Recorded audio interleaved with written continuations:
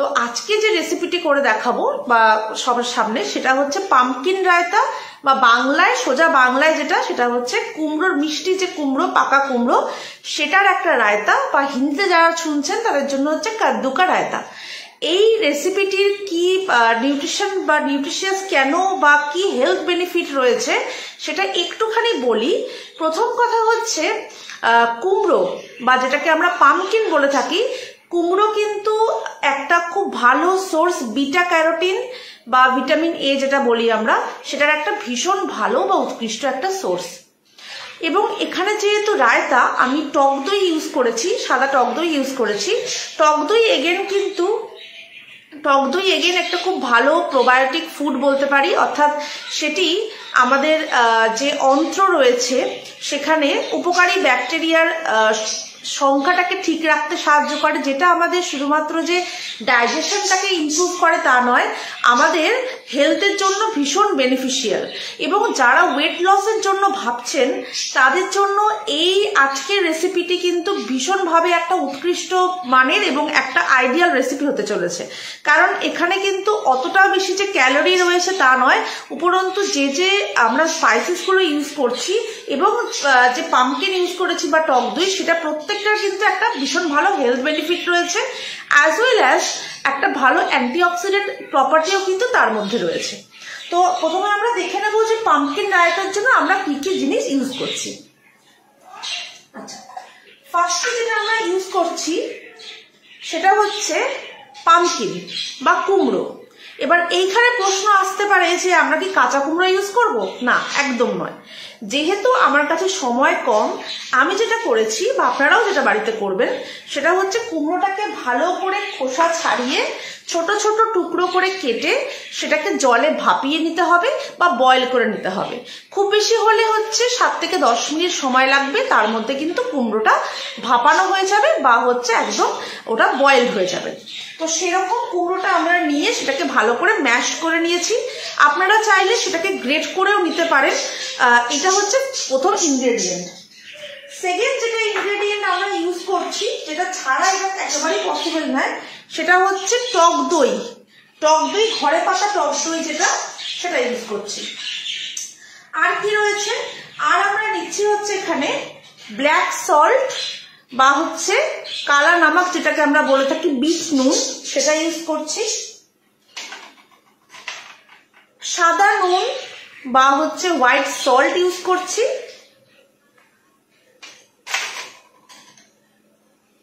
Black pepper বা গোলমরিচ,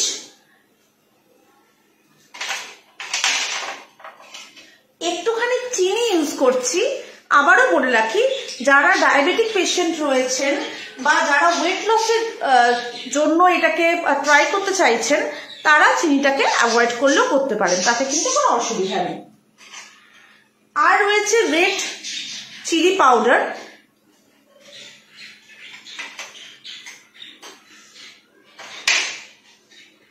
কাঁচা লঙ্কা কুচি,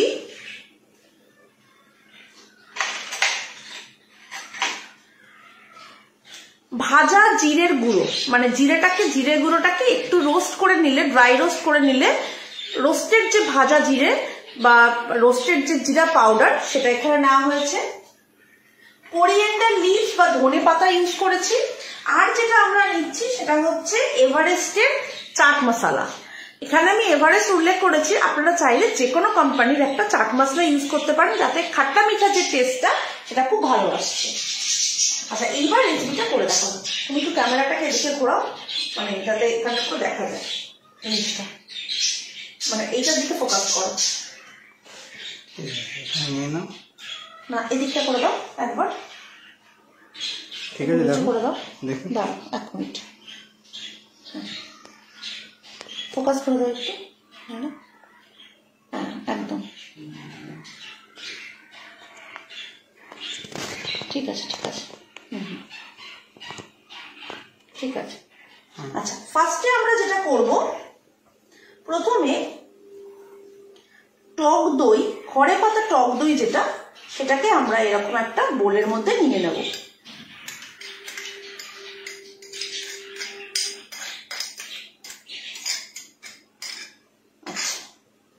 নেক্সট যেটা করবো, খুব ভালোভাবে স্পুন দিয়ে এটাকে ফেটিয়ে নেব।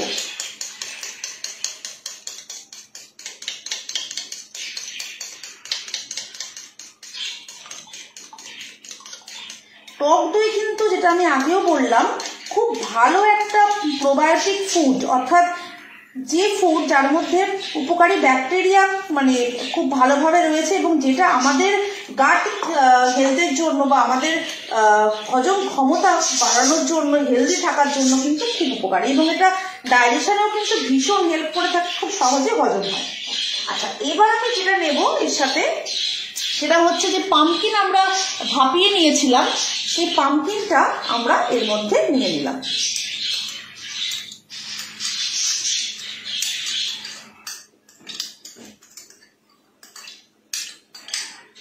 আচ্ছা, একে একে এবার সমস্ত মশলাগুলো এর মধ্যে দিয়ে দেব।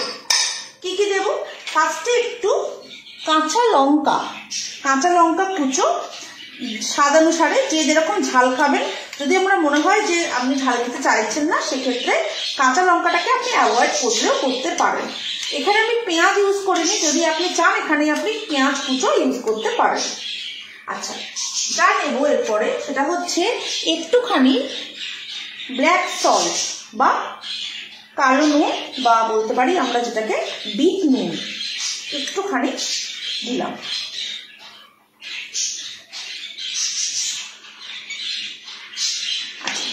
একটুখানি সাদা নুন অ্যাড করলাম, সামান্য একটু গোলমরিচ অ্যাড করলাম,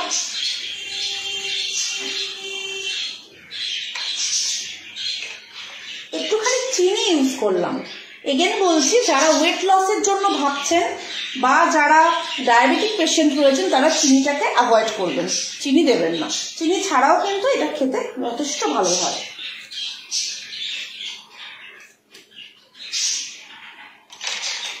দিলাম ভাজা মশলা যেটা রয়েছে, ভাজা জিরের গুঁড়ো, ভাজা জিরে মশলা, রোস্টেড জিরা পাউডার, সেটা একটুখানি এর মধ্যে দিয়ে দিলাম। দিলাম শুকনো লঙ্কা গুঁড়ো বা রেড চিলি পাউডার, এটাও একদম স্বাদ অনুসারে আপনারা দেবেন, যদি অ্যাভয়েড করতে চান অ্যাভয়েড করতে পারেন। আর যেটা খাট্টা মিঠে একটা টেস্ট নিয়ে আসবে, সেটা হচ্ছে চাট মশলা। চাট মশলাটাও কিন্তু এর মধ্যে আমরা একটুখানি দিয়ে দেবো।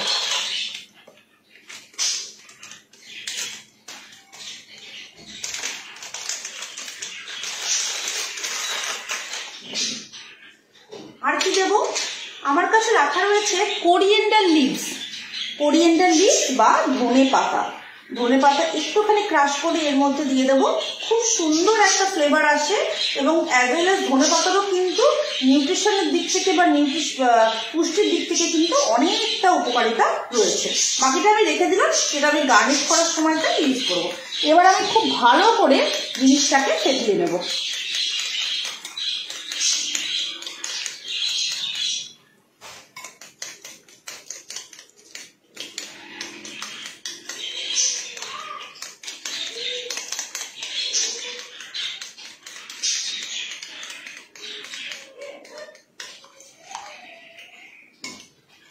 ব্যাস, আমাদের পাম্পকিন রায়তা কিন্তু একদম রেডি।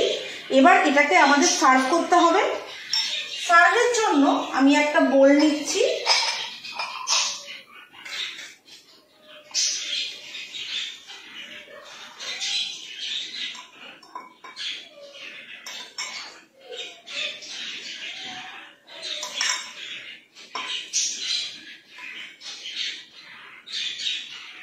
বোলের মধ্যে আস্তে আস্তে করে জিনিসটা স্পুন দিয়ে ঢেলে নিচ্ছি।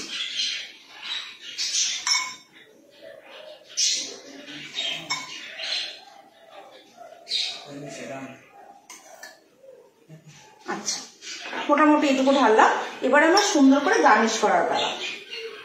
ফার্স্টে আমি করলাম একটা কোরিয়েন্ডার লিভস বা ধনে পাতা নিলাম, মাঝখানে সুন্দর করে দিলাম।